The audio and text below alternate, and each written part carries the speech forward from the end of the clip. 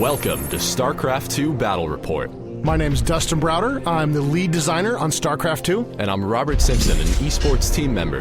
We've got a great game for you here today. We've got two of our players at the studio, Yan-Ho Lee playing as the Zerg and David Kim playing as the Protoss. They'll be playing on Scrapyard. This is a new map we have for STARCRAFT 2 that's got a lot of really interesting features on it. And we can see here we've got Yan-Ho as the blue Zerg in the upper left part of the map. And as we move across the map, we'll see both of these players are actually very close to one another right across this narrow gap of space. And here we come up on David Kim playing as the white Protoss. There's a lot of interesting terrain features on Scrapyard, the first of which is going to be this rather large front ramp that leads into your base. It's a lot harder to block than the rest of the maps that we've seen in any of the battle reports. Yeah, absolutely. A lot more challenging for the Protoss player on this map to block that ramp and defend themselves from any early aggressive Zerg moves. Coming down to this part of the map, we can see there's a natural expansion. This is a place both players are likely to try to look to lay down some additional buildings and start collecting some additional resources. And right up here in the middle, there's a small group of vents putting up some smoke.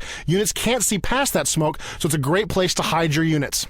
Now the map continues to lead down into another expansion as well as a very important point of interest in the center of the map. This is a Xel'Naga watchtower. When a ground unit gets by one of these, it illuminates a large area of vision around it, and surrounding that Xel'Naga watchtower is also those vents that block line of sight. Yeah, so you can see, just move past the watchtower, and very briefly there while you activate it, you saw exactly how much vision that thing revealed. It's a very critical strategic resource for both players to try to control. Control of that watchtower can be the key to victory on this map. And you can see David Kim's got his first probe moving very aggressively across the map and right into the Zerg base. Oh, and it looks like David Kim just barely caught sight of Yan-Ho Lee moving his drone out of his base, looking like he's going for a natural expansion currently. He is saving up those resources, as you can see in the overlay in the top left corner of the screen, and David Kim blocks it right as he gets up to that 300 mineral marker. We can see Yan-Ho Lee sending out another drone trying to scare off David Kim's probe, but David Kim is resilient in his harassment. Just keeping dancing that probe around. He's blocked the building. The Zerg player's trying to place another hatchery there. He really needs to get another hatchery down so he can start resourcing from that location. Instead, the Protoss player has blocked the expansion, has prevented him from putting that building into play, and you can see the Zerg player has just given up on it. He's returned to his base to continue harvesting, and the probe is just loose, running around in the Zerg base, seeing whatever it wants to see, totally scouting the Zerg, even counterattacking there, looking to sort of harass this Zerg player and just keep the pressure up at this very, very early part of the game. David Kim's doing a great job with that probe right now. For every time that he pulls off just a few of those drones off of Yan-Ho Lee's minerals, it really puts Yan-Ho behind for a good portion of the game. Absolutely. Just harassing his economy is very important in the early part of the map. Now you can see there is a way for these players to approach each other that's a lot closer than going around that Xel'Naga watchtower. There's the destructible rocks there across that narrow bridge, and players can move over. They can use their forces to destroy those rocks, and once the rocks are down, you can move freely back and forth across that bridge. It's a very, very powerful way to sort of surprise the enemy. They're expecting you to come from a different direction, and instead you snap those rocks open and you push right through the middle, and we'll see if that's a factor in this game. Now, David Kim's base, we can see him build a cybernetics core in addition to an assimilator, so we're very, very likely to see some early stalkers out on the field. Back over at Yan-Ho's base, David Kim is not giving up. He is getting the most money harassment possible out of this probe. And oh, we can see him actually chasing, looking like Yan-Ho is again going for the natural expansion. Will the probe make it in time? No, the probe does not make it in time, and David Kim had managed to keep that expansion off the map for a huge amount of time, but the Zerg player finally does get it into position. And here you can see there's the Xel'Naga watchtower, and then the Zerg player, he doesn't control it with that overlord, but he can watch it, so he'll know if David Kim has control of the watchtower, and he'll know whether or not David can see him coming. And you can see the probe moves into position, and it's activated the watchtower, so the Protoss players really wants to make sure that he sees what's going on. You can see in the overlay there are now 6 Zerglings in production about to move out of the map, and 2 of them are already on the way. So the Zerg are beginning their aggressive move. The Zergling, a very fast unit, very aggressive, very dangerous, and here come the Zerg in small numbers starting to swarm across the map. That overlord knows exactly where the probe is, so those Zerglings are going to be able to run right through those vents and start harassing that probe. Will the probe be able to make it back to his base? We have a couple more Zerglings chasing in behind him, but it looks like the probe moves just fast enough to barely escape those Zergling attacks. He's just going to get away, and there's not a lot defending David Kim's base right now. The Protoss are looking a little weak.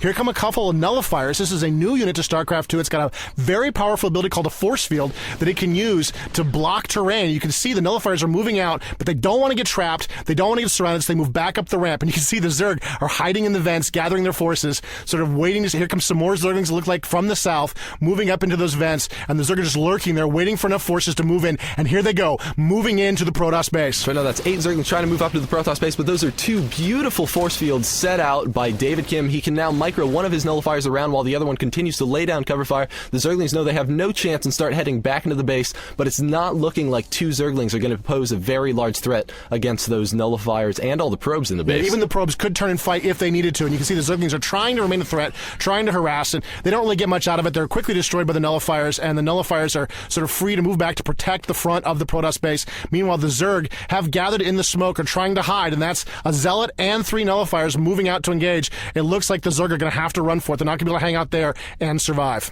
Ooh, it looks like David Kim might have just barely seen that one Zergling move around. Oh, and he was going for his natural expand as well, and that probe was able to see all of those Zerglings moving around. Now, the nullifiers see them, but they're very slow, so those Zerglings are going to be able to make it up into David Kim's base and harass. And there goes some Zerglings, seeing what kind of damage they can do. Moving in, there's the warp in, bringing in some additional forces, another nullifier in play, and there's a force field trapping those Zerglings, preventing them from running away. The probes turn to counterattack, and they quickly destroy all of those Zerglings, and the Protoss are still perfectly safe right there in their base, despite that very clever and very fast harassment by the Zerg. So generally you see force field used as more of a defensive measure, but in that case, David Kim actually used it to trap his enemy within his base to kill his forces. Yeah, absolutely. Against a force like the Zerg that's so speedy and so quick, force field can be used both offensively and defensively. As we've seen time and time again in our early versions of this game, force field is just a very, very powerful weapon against the Zerg, especially when playing, against them when they're swarming. Any kind of map with a lot of open space, it's a very powerful weapon to control and channel the Zerg. And of course,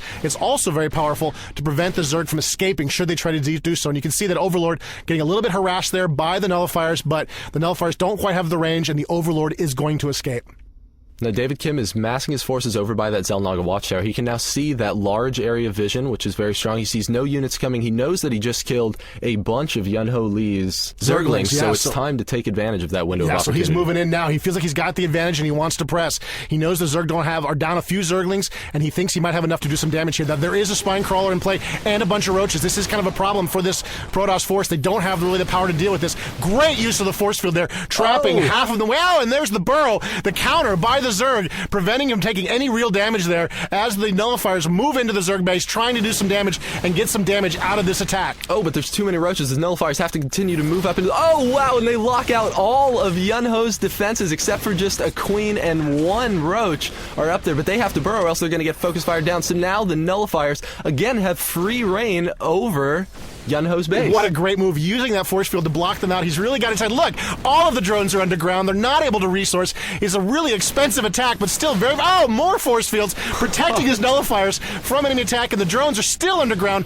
not able to harvest even more with the force fields. And now it looks like the drones are getting very, very aggressive. They got to fight back. They got to get into position. The nullifiers are quickly overwhelmed by those drones, and of course by the roaches. But still, what a great use of force field. What a great aggressive approach by the Protoss player, trying to get some damage in there into play and really sort of tear down that economy. You can see David Kim, of course, is still watching the rest of the map. There's another watchtower here in the southern part of the map which watches these high-yield resources. This is a very important thing for players to capture in the game. Get a lot of money from those yellow crystals, but you can see now the Zerg are on the move. David Kim may have miscalculated by that aggressive move. Here come the roaches moving on the map. That's a significant force. Each one of those units, each one of those Zerg units regenerates very, very rapidly. And we've got some stalkers here to counter them, but that's a very large Zerg force moving into play.